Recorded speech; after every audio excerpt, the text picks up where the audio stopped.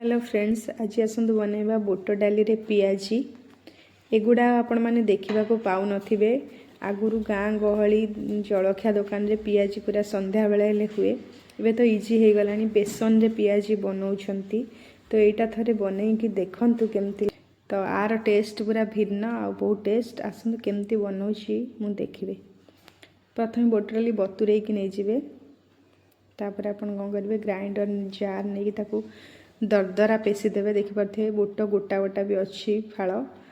तापर पियाज एमती सरू सरू काटिबे, अधिक पियाज टे नेबे।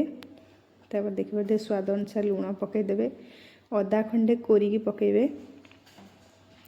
तापर आपण कोन करिवे, तादे मेथी पत्र पकईबे। तापर धनिया पत्र टिके देदेवे। कहीं मो पाखे भृषण पत्र नथिला, सेति मु धनिया पत्र देली। करेई बसई ताको एमती छाणीबे। छाणला पर देखंतु हम बुट डाली पियाजी पूरा रेडी।